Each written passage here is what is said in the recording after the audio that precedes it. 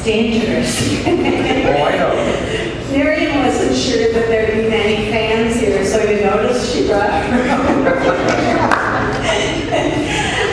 It's wonderful to see old friends, obviously, that I haven't seen for a long time, and those of us who are Ormet members, and for anyone who is wondering about Ormet and you don't get all of your questions answered during the talk tonight, notice anybody wearing one of these tags will be able to tell you anything you want to know about Ormet. It's a pleasure to be asked to introduce Miriam Jerris. Rabbi Jerris is the rabbi of the Society for Humanistic Judaism, which has its headquarters in Farmington Hills, Michigan, right in the same building as the Birmingham Temple. And that was a temple that Rabbi Sherwin Wine, who is the founder of Humanistic Judaism, was the rabbi for. But Miriam knew Rabbi Wine long before that. From when she was a child, she learned from him. He was her rabbi in Canada. Miriam kept up the relationship, and she might talk more about that as she's talking, but she has had a very distinguished career in Humanistic Judaism, and for over 40 years now. And she has her family, 3 generations now, her family are very involved in Humanistic Judaism. And without further ado, I want to welcome Rabbi Jerris, who is not only a wonderful rabbi, but she's a good friend. And one of the things, the reason that she's here, it's one of the benefits that we get for being members of the Society for Humanistic Judaism, Ormet. Anyone who joins Ormet is also a member of the national movement. So as part of that, Miriam is here to speak with us. So please give her a warm welcome. Rabbi Miriam Jerris.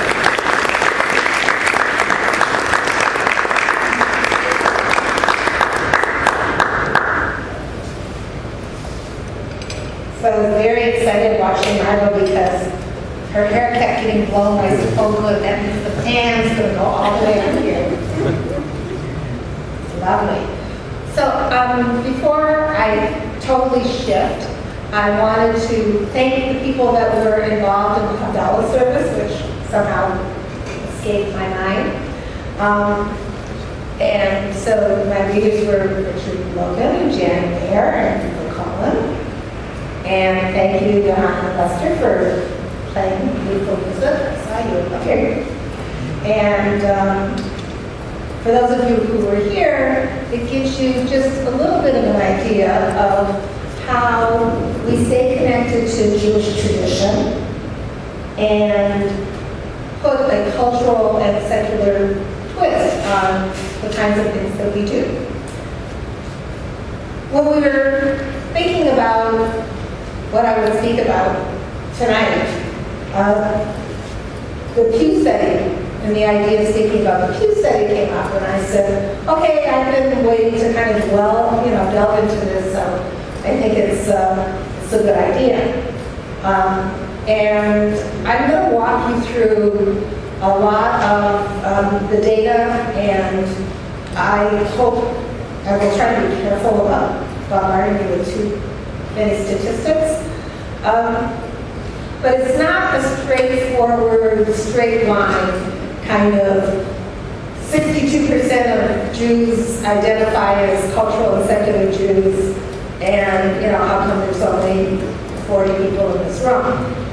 So I hope that you will see how complicated the whole issue of who is a Jew really is, and how Pew helped us understand the complexity of it.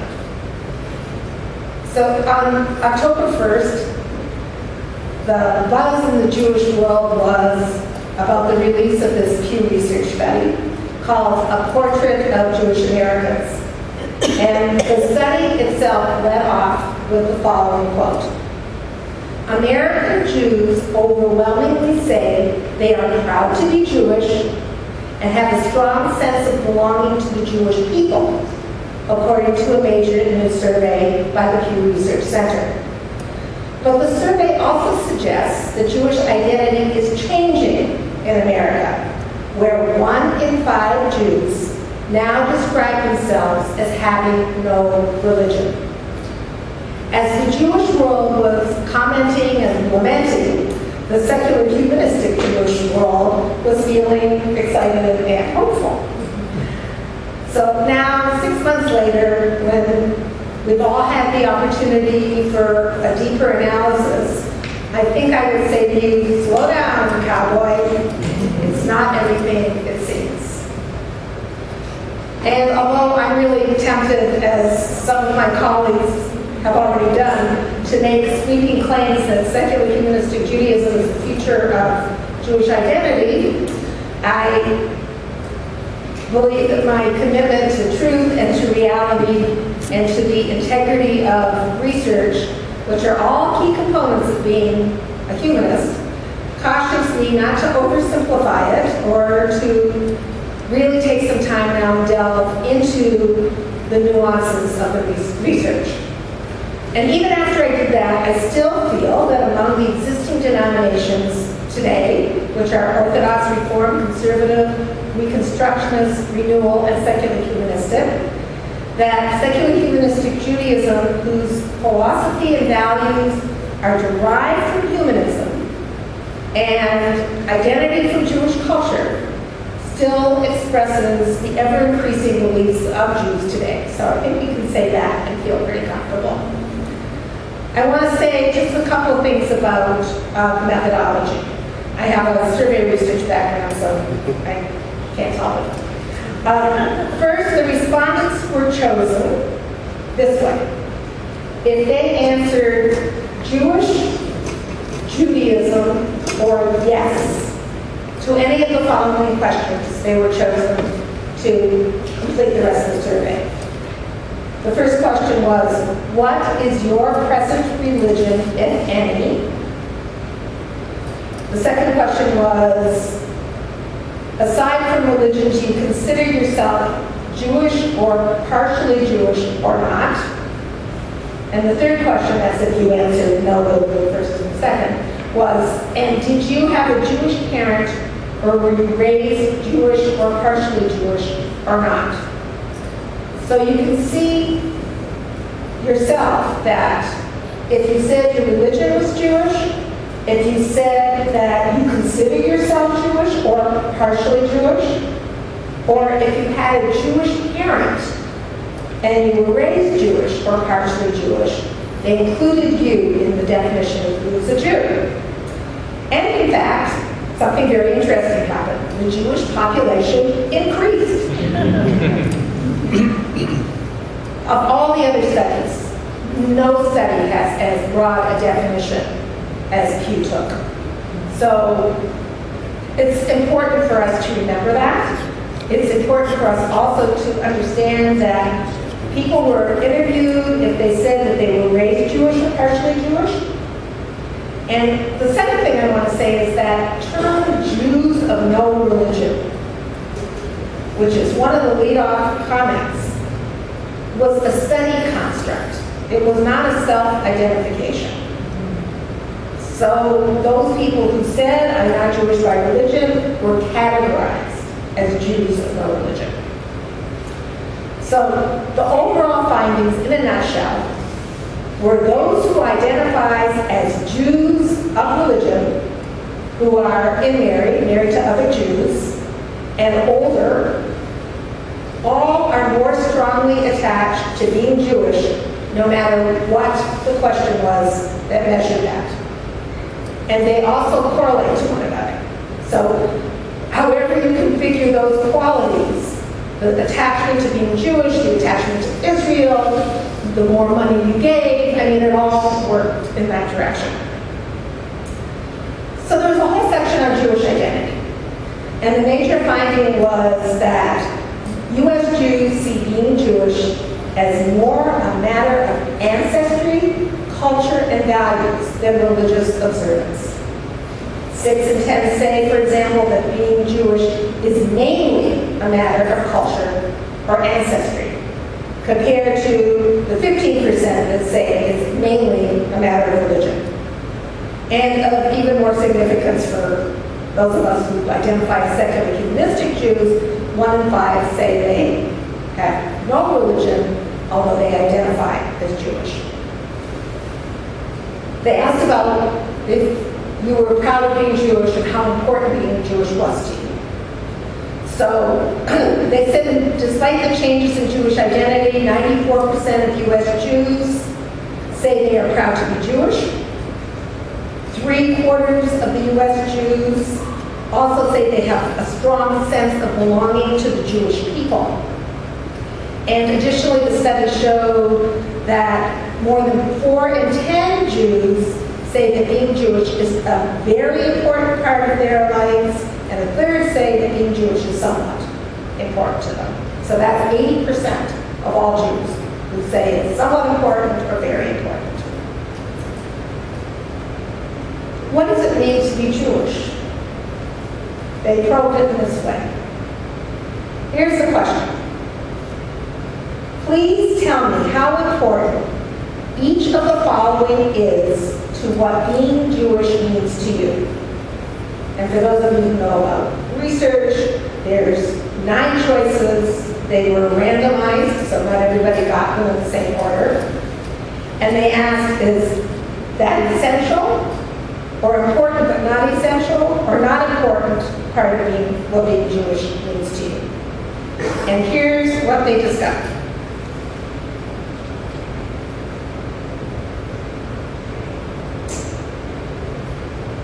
Remembering the Holocaust, 73% of the people said that remembering the Holocaust was the most important part of being Jewish. And then, here are the next ones in order. Leading an ethical and moral life. Working for justice and equality in society. Having a good sense of humor. Being intellectually curious, caring about Israel, being part of a Jewish community, observing Jewish law, and eating traditional Jewish foods. Those were the choices. So I have a little issue with the question, of course. I mean, why is the only piece of that question about observance or practice? Do you observe Jewish law? I mean, how many in this room would say that you observe Jewish law? Somebody asked you. How important is that to you? Observing Jewish law? Yeah. So, but the other ones, the other ones are what me and all of my non-Jewish friends would say is what's important in the world. I know that Jews have a good sense of humor, but I didn't think it was part of being Jewish only. I think other people also have a good sense of humor and are curious about the world and look for social justice. So that's my problem with that question, because it really leaves us with an incomplete picture of what Jews by religion and not religion actually do. And my biggest problem with that is without that information, how do we in the Jewish community, no matter what part of the Jewish community you come from, program? How do we know what to offer? So later in the study, they did ask a little bit more about Jewish practice, and they discovered that 7 in 10 Jews say that they participated in a Passover meal in the past year. Now, when we think about who was part of that market, 7 in 10. So these are even people that were just kind of raised Jewish, but not necessarily identifying as Jews today. 7 in 10. And then the other questions they asked about practice was, did you fast for all or part of Yom Kippur last year? 53% said they did. They also, then the next questions were, did you light Shabbat candles? Did you keep a kosher home? and do you refrain from handling money on the Sabbath? About 1/3, they discovered, attend services a few times a year, like on Rosh Hashanah and Yom Kippur. That's only 1/3. But they didn't ask about lighting Hanukkah candles, and I know from other studies that lighting Hanukkah candles, having the Passover Seder, and getting together with family on Rosh Hashanah and Yom Kippur for dinner is part of the cultural aspect of being Jewish. So then they started asking about beliefs, and this is really incredible. Do you believe in God or a universal spirit or not? So already we have a confused definition of what that God figure is. Because God or a supernatural universal spirit, in my mind, it's not quite the same thing. But that's how they ask the question. How certain are you about this belief? So they discovered that 7 in 10 Jews believe in God or a universal spirit, including 1/3 who say they are absolutely certain about their belief, but we don't really know what that belief is. Among Jews of no religion, 45% believed in God, with 18% saying that they are absolutely convinced of God's existence. So another question that was illuminating was, in your opinion, can a person be Jewish if they do or believe one of the following or not? They asked this about working on the Sabbath, believing in God, being strongly critical of the state of Israel, and believing that Jesus was the Messiah. 94% stated that a person could be Jewish and work on the Sabbath. 89% agreed that you could be strongly critical of the state of Israel and still be Jewish.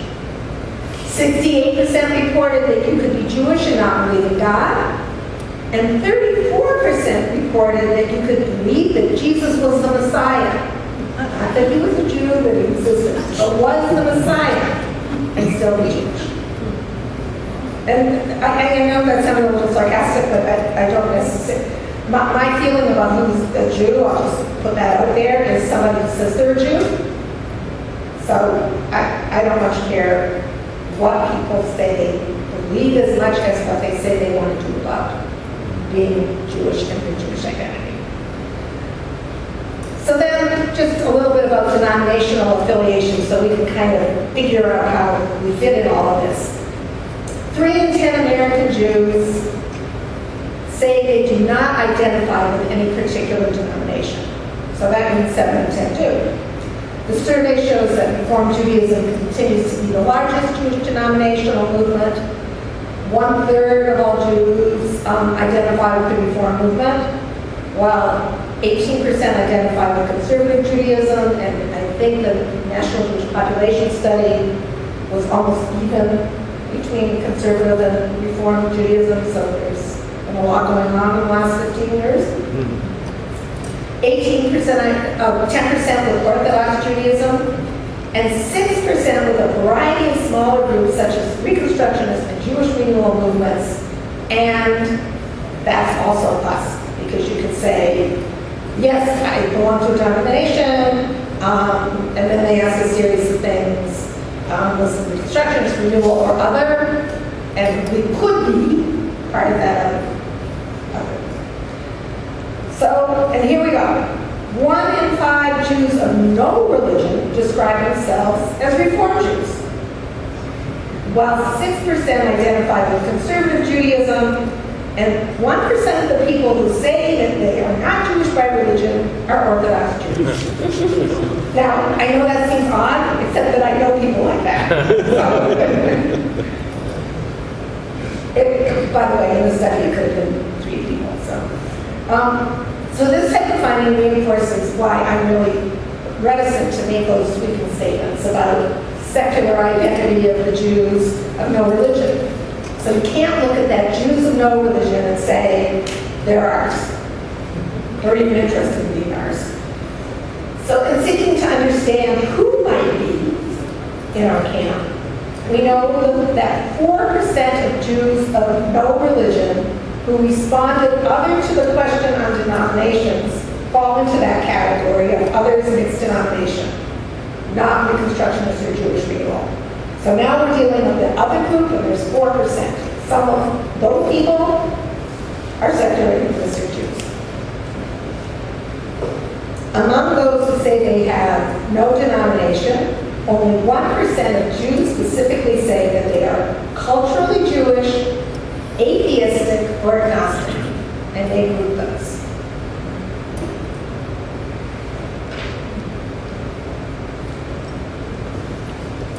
I didn't extrapolate because I forget how many people they looked at, but 1% is significant enough. 1% of the total in the survey? Right. Okay, thank you. Right, but then, you extrapolate. A couple of things about internet. Did you all hear the question? Was it 1% of all the people who answered, who identified as Jews, those people? And the answer is yes. So the researchers admit that on intermarriage, that it's not clear whether being intermarried tends to make U.S. Jews less religious, or being less religious tends to make U.S. Jews more inclined to intermarry, or some of the both. And that's their statement, and my statement is, or neither. Because I don't think it's necessarily causal. So whatever the causal connection might be, the survey does find strong association between secular Jews and what they call religious intermarriage, which I wouldn't call religious intermarriage, I would call intercultural marriage. Let's see. Jews who have non-Jewish spouses are much less likely than those married to fellow Jews to be raising children as Jewish by religion, and much more likely to be raising children as partially Jewish but not by religion, or not Jewish at all. So it's a consistent kind of thing. Although here's the surprising statistic of the entire study. Jews with one Jewish parent who are 30 or younger are more than twice as likely to identify as Jewish today than those with one Jewish parent who are 65 years or older. Now, isn't that interesting? I'm not sure what it means, but it is really interesting. I mean, it's 60% to 25%, it's significant. And the split between Jewish by religion and Jews of no religion among those Jews is even greater.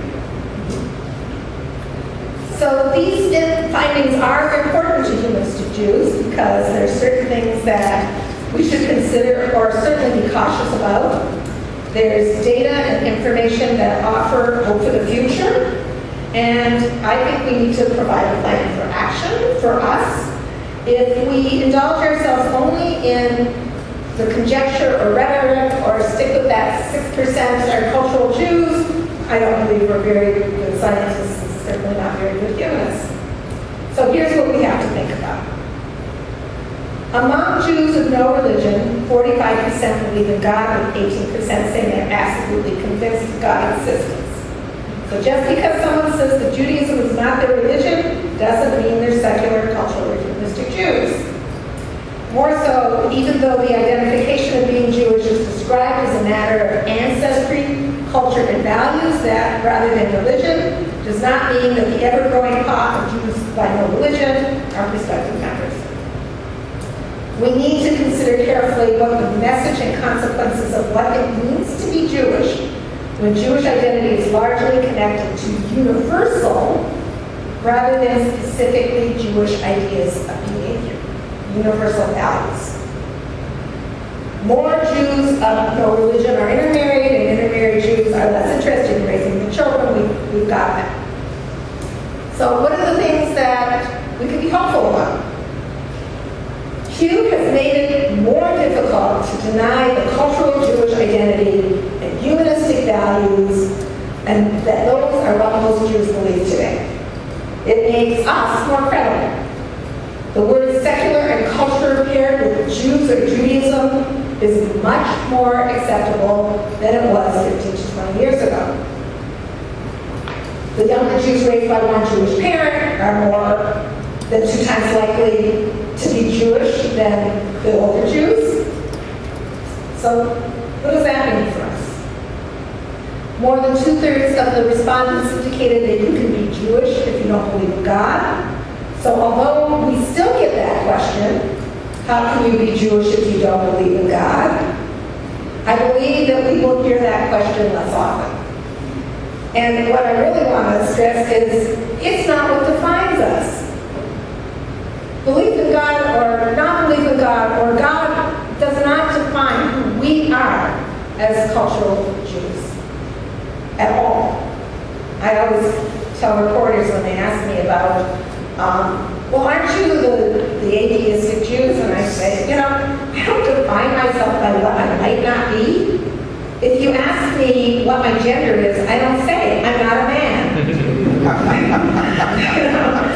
So the positive beliefs of humanism are what we are all about. Most of the things that people value about being Jewish are values that are not specifically Jewish values. You can lead an ethical and moral life. You can work for justice and equality. You can have a good sense of humor. You can be intellectually curious without being Jewish. And in the category of good news, bad news is, the good news is that 28% identify being part of the Jewish community as being important. And the bad news is only 28% identify as being part of the community is important. And for us, community is really one of our strongest marketing points. That's what we offer. So, what should we do? We should develop stronger and bolder language about how secular humanistic Jews provide an option that is consistent with the beliefs of more and more Jews. We need to make that leap. We need to promote the value of Jewish community that is consistent with our belief system. We need to promote humanistic Judaism as an expression of deeply felt values and community, and that we teach our children what those are, and that it's worth investing in that. We need to talk about our values as human values, that they're derived from our worldview and from the philosophy of humanism and human experience. And although they may be values shared by Jews, they are not Jewish values. We could have a discussion about if there's such a thing as Jewish values. We must be clear and bold that the way we both define and celebrate Judaism is different from every other Jewish option. We are unique. We are not more liberal than Reform Jews. We define Judaism in an entirely different way, as the evolving history and culture of the Jewish people. And our message is one of philosophical integrity. We say what we believe, and we believe what we say. We need to explore why the intermarried families that identify with secular humanistic Judaism have found us to be a good home. And we need to hone and we need to publicize that message. They can tell us better than we can imagine. We need to get our message out into the community in public space programming, whether it is Jewish outreach institutes, Passover in the matzah aisle, whether it's doing something at a bookstore about Judaism in general, and reading a story about a secular kid and how they identify, or somebody from the intermarried family. We need to normalize publicly what it is that we believe, because it's what most Jews are believing today. And then we need to think outside the box. We need to try something completely new, 1, 2, or 3 times a year.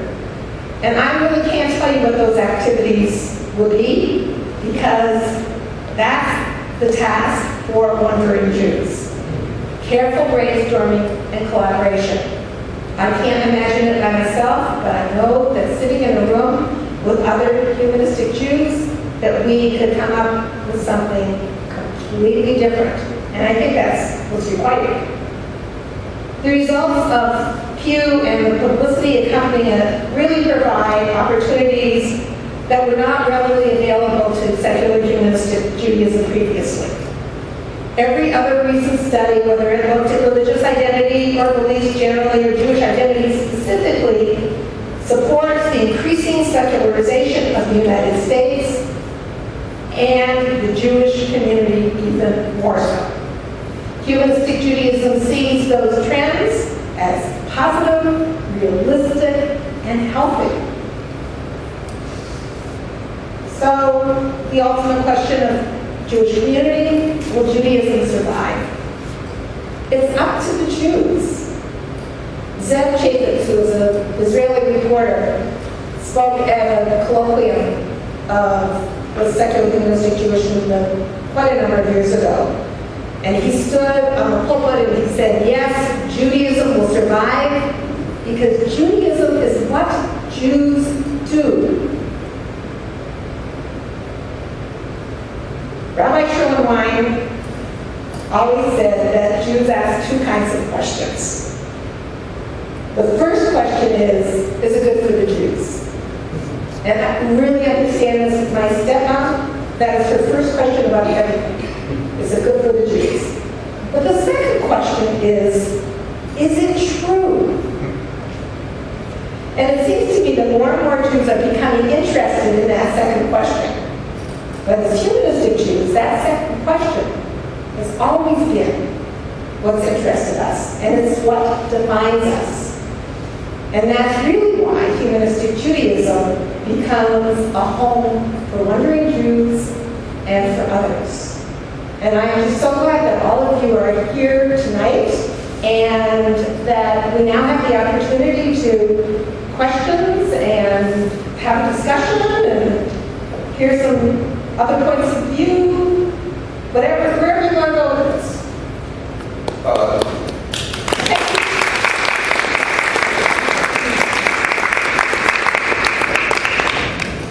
Thank you very much for sharing really your careful and nuanced reading of the Pew study. I think that is a very, very valuable thing that you have shared with us tonight. I think you'll also see that as Rabbi of the Society for Humanistic Judaism, Miriam is more of a scholar than a preacher. And I say thank God. I say thank God. But you can. No, thank you. Thank you for that. And are there any questions? Yes, ma'am. What I wanted to know is there any part of humanistic Judaism that shows itself on campuses? And are you connected in any way, in any place with Hillel? Yes, that's easy to answer that one. First, we are a Hillel partner. We are, and yes. Across the board? Well, the national organization, so yes, across the board, we're a Hillel partner. Our executive director goes to the Hillel Staff Conference every year in St. Louis in July, and I'll tell you that's dedication. We've done some things on campus in the past. The International Institute just hired a campus coordinator to start getting those of us rabbis who travel a fair amount onto the campuses. I've spoken at campuses many, many times. The other interesting thing about campus is that the Secular Student Association Alliance is almost a better place for us to find our kids than Hillel is. But we're going to do both. The secular student, would the secular student go to a place, is what I'm saying? In other words, right, the Secular Student Alliance is an organization of free thought kids. The question was, would a secular student have a place on campus? Yeah, and they've got a really good organization. They've actually got, like, I don't know how many campuses. Miriam, you mentioned the International Institute, and I think there are some People who don't know what that is. What that is. Right, so the International Institute for Secular Humanistic Judaism is the educational arm of Humanistic Judaism. It is the Rabbinic Seminary and our publishing arm as well. It's where I was ordained as a post. It's located in Chicago with programming actually all over the country, wherever we put ourselves. Thank you for the great presentation. A couple of us here are recovering sociologists. We definitely appreciate your methodological detail. I had a thought about the observation that children of intermarried couples or intercultural couples who are younger are more likely to identify as Jewish than those who are older. And my thinking is that when the parents of the older children got married, it was much less acceptable in the Jewish community, and it didn't seem like it was an option to stay Jewish. But as people my age intermarried, it was much more common and acceptable, and many synagogues are at first grudgingly and now a little more openly welcoming those couples, and so it seems more reasonable to continue to feel Jewish, even if one of your parents wasn't born. Right, and I think that's a really good observation. The statistic is so dramatic, 25 to 59%. It's a huge difference, and I don't know whether it means that. The problem I have with this study is that it asks these questions, and then my initial reaction is, okay, so what does that mean? Because when they say they identify as Jewish, well, what do they do? What do they want to do? What do they need? So that's my frustration with it. Harvey. Are you on? Yeah, it's on. So I want to add thank you for a very interesting and useful, I think, presentation on how we kind of move forward with this information. I was really taken by your comments about how many people, and not only Jews, share some of the positive attributes that were identified, working for social justice, having a sense of humor, intellectual curiosity, and those kind of things.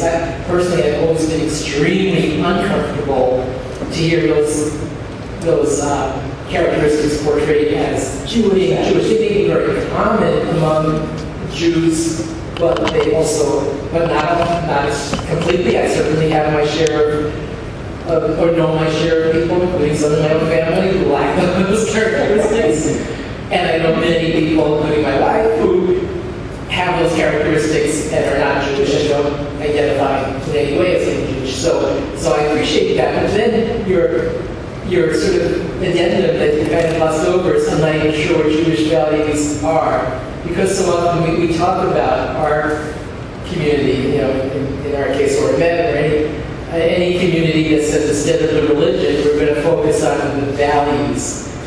So what do you think we are saying when we say that? Because if it's not that there are these unique, if I'm interested in working towards, bettering the world, there's lots of ways to do that where I don't have to necessarily seek out a Jewish organization.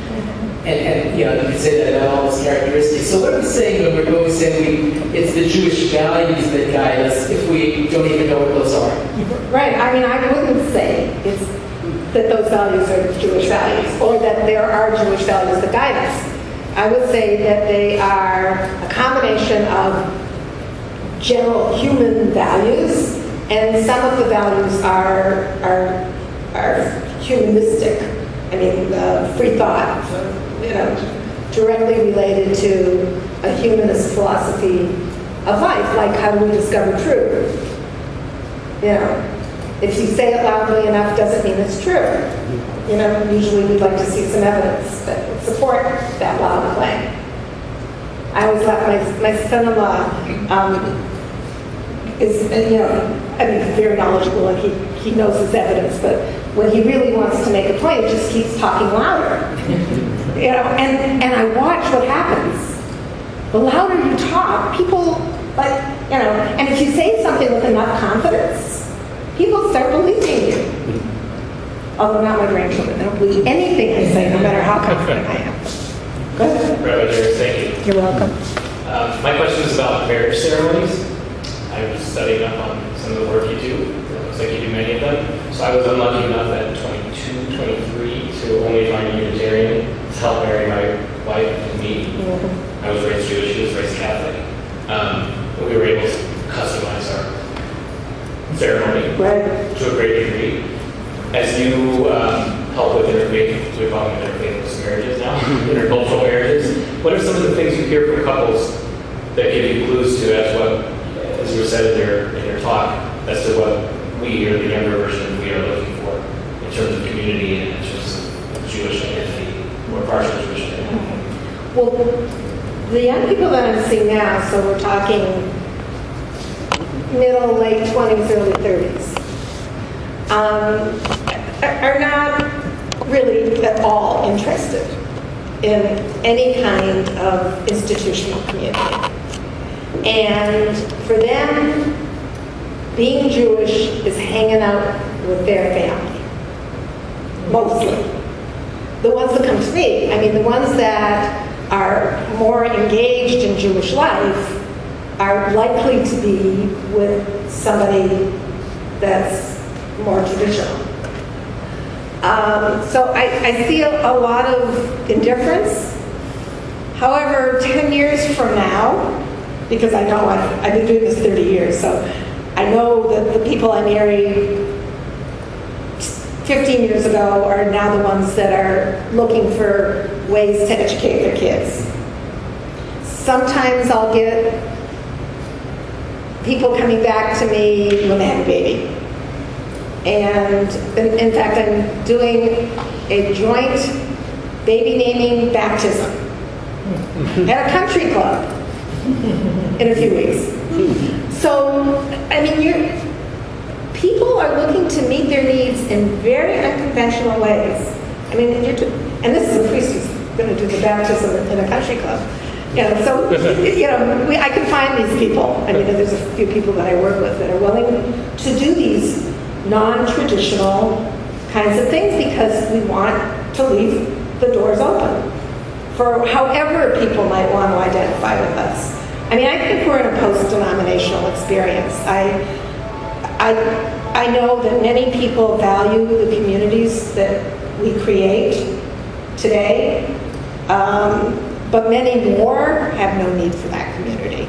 So if we're going to make a real impact, we have to find some other ways to access, whether it's, I don't know, rock concerts, some cultural something that's not necessarily connected to a denominational point of view. And I think we need to do both, which makes it a little tricky. So, did that answer? Rabbi, the questions, your thoughts, and any thoughts are going through my mind as I heard them. We all have personal stories. Just a little line, I've been very active in the Jewish community all my life. I have 2 children, they're in their 50s now, they're hard children. I know that our son, who lives in upstate New York, chose to reject all religions. He thought that all the evils of the world were caused by people like religion. So he married a girl who was not Jewish and also rejected religion. And for a time they go on to Unitarian. I couldn't help but notice that a number of we went to some of their functions. A number of the children, I guess in their 30s and 40s, many of them, grew up in Jewish homes. And I can't help but think that if they had been aware that there was another alternative, yours, Right. they would have chosen to not reject Judaism altogether. I was in Israel some years ago and was waiting at a function of the Council of Jewish Federation. Said, our concern is America Jews of choice, not what you think. We're not talking about non-Jews who marry the Jews, but Jews who choose not to be Jewish, because most of our history, we didn't have that luxury in this country. You're right. You don't have to be Jewish unless you want to be. So I know it's an uphill struggle, but I think this could be a these young people? What advice might be awesome to use well together? Well, I think in some cases you're right, and in other cases, I mean, a very close friend of mine who's very active in humanistic Judaism, she is, her husband is not, although he's Jewish and a secular Jew. Their two children, their daughter became somewhat more traditional, although she married an atheist Jew, you know, but she likes, they keep kosher, they're vegetarian anyway, so it's a little easier. But, you know, so she took that, and their son, just like your son, wants nothing to do with Judaism, religion, or the rest of it. Now, I have two kids. My daughter married a humanist rabbi, and my son married a woman who was born Catholic, but really a humanist, if not a Wiccan, but a humanist, and has raised her daughter as a humanistic Jew. So, you know, honestly, I'm in this up to my neck and over, and I don't know the answer to these questions. I just, I do know that some people, when they hear about humanistic Judaism, or when they describe themselves to me, and then I describe humanistic Judaism, they look at me and go, oh yeah, that's what I am. Well, do you want to do anything about it? No, because, you know, on Friday night we're going to the movies, and, you know, we find our spiritual experiences and inspiration in life, you know, kayaking, canoeing, hiking, in the art museum, listening to music. I mean, you know, a million other different things. And then when they have kids, there's usually some kind of, I wonder what we should do now. I want to say thank you very much for that question, because one of the cornerstones of humanistic Judaism and ORMED is maintaining Jewish culture and Jewish identity. So it's very, very important. And we also belong to an organization called Big Ten Judaism, which is open and accepting intermarriage and so on. And as Rabbi Jerris touched on in her remarks, the majority of kids from intermarriages choose to identify with the Jewish path, and that's an interesting phenomenon. But all of us in here appreciate very much your positive remark about what we're all about as far as what we're trying to do in terms of preserving a culture, enhancing a culture that has contributed far out of proportion to its numbers to things that are good in the Western world. So thank you very much for that. Richard, that lovely woman in the back would like... I know. I don't hear the microphone. I don't really hear it later. So I'm kind of pretty different from most people I've met or met, because both of my parents were Jewish. My mother's family, her mother was Orthodox from St. Paul. My father's family were probably secular socialists in Ukraine, where her grandparents were born. And both of them ended up hating everything to do with every kind of Judaism. So I never learned anything about Judaism, except it's pretty horrible. But what else was ingrained in me was any Jew who denies he's a Jew is a traitor, and anybody who believes in God is a fool. That was related to the Holocaust. Yeah. That was how that affected my father. Yeah. So on the one hand, there's nothing to believe in, but on the other hand, you have to say you're Jewish or you're a traitor. So we ended up, his father, a Methodist minister, married us in a totally secular service that we wrote, nothing to do with God or religion or anything. And then we had kids, and we lived in Green Bay, which had only one synagogue, and it was conservative. And by the time they were 5 or so, I was hoping they could learn something about Judaism, since I never had. And so my comment here is about traditional Judaism making a terrible mistake. They would not let our kids go to their Sunday school unless I joined. And it wasn't money, because they wouldn't take my money. I was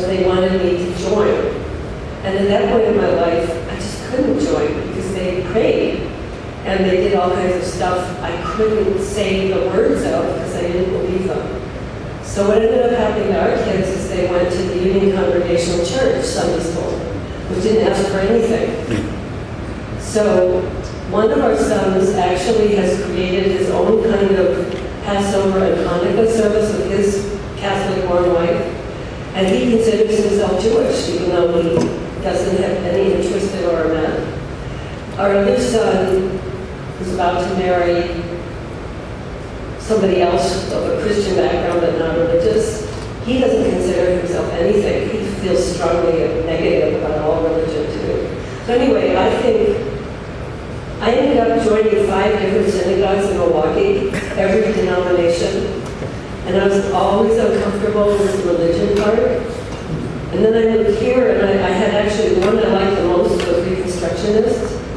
And through somebody I met here in the Reconstructionist synagogue, I heard about where I'm at. There was no other place that I ever heard about secular humanist Judaism. Now, that was 14 years ago.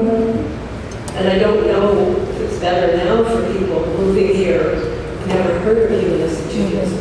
The people I've met who belong to Ormet, most of whom are intermarried, say that they were always felt unwelcome in Jewish synagogues.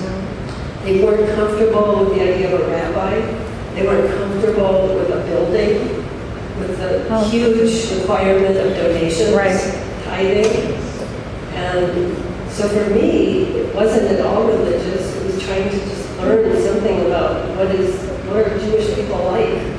So for me, Ormet is that. Not having to lie about anything and just being able to be with Jews. Yeah. I get the question a lot. Humanistic Judaism does a terrible job of promoting itself.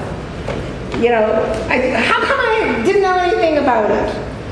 And I used to get a little defensive about that question, and then I started to do a couple of things. I would say to them, are you familiar with Reconstructionist Judaism? No. What about Jewish renewal? No. So that's one thing, is that people who are not deeply engaged in Jewish history and Jewish thought know conservative reform, and Orthodox Judaism, and that's it. So it's not just us they don't know about. And the second thing that I realized, I had a phone call about a year ago from a woman in Los Angeles. And any of you who have been members of any group, actually, but certainly synagogues or churches, they had a split in their synagogue. Somebody didn't like somebody and was fighting with somebody, and she was very involved and got very disillusioned, and she quit. So she got on the internet and started looking for options. And she said to me, why didn't I know about you before? And I said, because you weren't looking. And then this other experience I had was this young man who was engaged to an Australian Christian woman. He's Jewish. He lives in New York City. He got on the internet and went and typed in very liberal Judaism. Because he didn't know that secular humanistic Judaism existed. And our congregation, the city congregation, popped up. So the fact that humanistic Judaism popped up when somebody was looking for something liberal, to me, means the algorithms are working well in our favor. But I think because of the internet, people will find us, but a lot of people don't know because they're not curious, they don't need us, they're not that well educated anyways. So there's all of those complicating aspects. It's certainly not because, I know you know, because I think you did it, Carol, how much you advertise. this event. You know, I mean, people could look around and say, didn't you do any advertising? Yeah. Can I just say one more thing? A lot of times when people come to hear different speakers, they say, and they all belong to some leading, usually conservative synagogue. They say, I agree with everything you're saying, but I couldn't leave my synagogue. And other ones say that even the rabbis probably believe everything they're saying if they never admit it or say it from the pulpit. Yeah. I'm wondering if you can touch a little bit on a very broad question I'm about to ask, so I apologize ahead of time. But one of, I think, the challenges of attracting people to this organization and retaining people in this organization is the incredibly broad spectrum of beliefs within the community. When we talk about humanistic Judaism, some people lean more humanistic than Jewish. Some are more Jewish than humanistic. Some are right in the middle. And then you have some who are, interfaith, some who are not. It's a very broad group of people that come together. And so I wonder if you could talk a little bit about what are the unifying sort of principles of this group of people who come together. It's very different, I think, than other organizations where you arrive and it's like, well, here's what we believe, take it or leave it. This is a community more about let's decide together what we believe. Can you talk a little bit about some of those unifying principles that are given within an organization? I'm not sure that what you're saying is completely accurate, so I start there because I have a lot of friends who go to Catholic Church every single week, and some of these people are close friends of mine, so we actually talk theology. They have no belief in a active, intervening deity in their lives. None. But they're not really encouraged to express that at church. No, and they don't need to. But we are. But they might We talk about what we believe. And one of the things that I think is important is looking at the common values and what those are. And those are the unifying principles. One, how do you discover truth? I mean, scientific, empirical methodology, scientific inquiry. I mean, I think that and the use of reason, I think all of those are something that we would more or less agree on, that that's how we discover what's true in the world. I mean, you'll find somebody who says, no, I have this, this experience. But mostly that people will say, I believe the things that are supported by evidence. So that would be one. The other unifying factor is we feel attached to being Jewish, but the attachment is not through a belief system. It's through that sense. Whether it's family or food or the milieu or this is just who we are. This is part of our identity. I mean, for me, I'm a woman, I'm a Jew, I'm a mother. I mean, to me, it's part of that composite, who is Miriam. So I think that's the other piece, that the Jewish piece is about identity, culture, feeling, rather than religious observance. And with the humanist values, the other thing would be, we pretty much think that this world is it. We don't know about an afterlife or another world, so we darn well better take care of things. We're responsible for taking care of things. We're responsible for the environment and for other people, certainly other people less fortunate than ourselves. So that human responsibility and commitment to taking action in this world is probably another one. But if it won't take 30, I'd probably come up with more. But it's that kind of dialogue discussion where you come up with those. And it's not about, I don't believe in God, or I do, I mean, it's just not that conversation.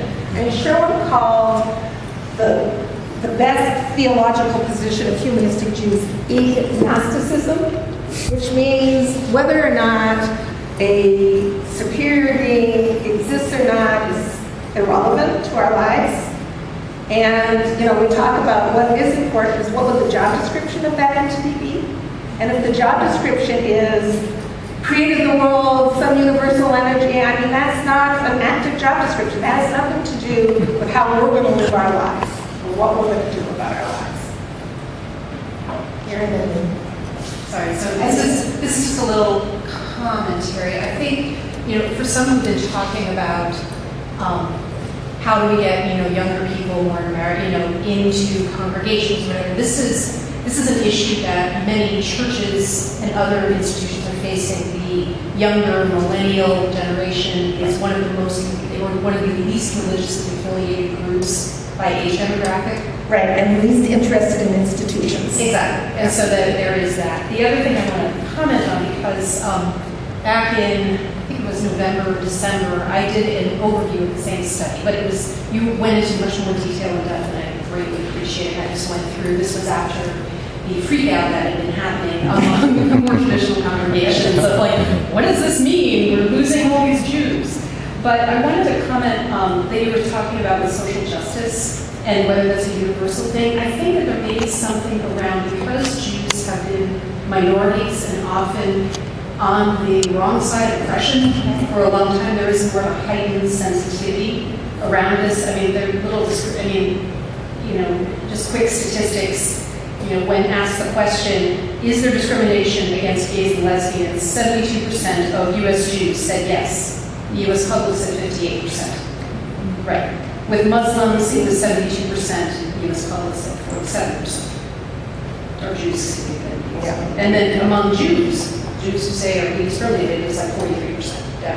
And then the U.S. public was 24%. So, I do think that there is something there as part of our heritage. Of our historical experience. Right, but I still wouldn't call that a Jewish value. That's the impact of Jewish history and Jewish experience. And very beautifully pointed out. Thank you. This one's in here. Yep. I need to comment, though, that I was really disillusioned when you said that humor was not a Jewish value. It was only 42%. Who else is? I didn't say it wasn't part of the Jewish experience, just not that it's not Jewish. I'm very pragmatic. I learned to do charity because every Friday night before we ate, we put money into the box. Whatever, class. My question is, what would a blueprint of a Jewish home or a Jewish, humanistic Jewish calendar look like? But particularly home practice. You started with a fellow, and you said, take a moment or a time, anytime during the week, to do that. What about other practices? Okay, so when my kids grew up, I didn't do much in the home because we were so active in the synagogue that I did it there. My daughter and her husband and the children do Shabbat on Friday night. If you were with us on Friday night in the Chinese restaurant, we did Shabbat. That was weird. No, yeah, right. So I'm saying that I have a colleague who takes young adults out on Friday night to the bar, but he does, he brings trouble, he brings, they light the candle. So there is that kind of discipline that you can create. Now, it's interesting you talked about the blue box because my gift to my bat mitzvah kids is the tzedakah box which, the Israelis have, beautiful, beautiful. But so I buy it, $5, and I write a check for $54. And I say, $18 for charity, $18 to save for your future, and $18 for you to enjoy today. And that's the kind of discipline that you can create in a home that would create a consciousness of giving and responsibility. For example, if I went to the is the beliefs of humanism more outlined on the website? On the practice level? Say that again. On the practice, in other words, what do you do if you're a humanist? Well, what you do is, the question was, what do you do if you're a humanistic Jew? And so this is where David was getting. What you do is what makes sense to you. You take a look at your values, and you say, this is what's important to me, and you follow that. Now, as a community, you can create opportunities and options. People can decide at home. Every one of the rabbis has home Hanukkah services, home Shabbat services, home memorial services. I mean, we create home opportunities for all celebrations. If you live near a community, you're lucky, and the Seder here is next week. Saturday. And we go tonight. So there are these wonderful,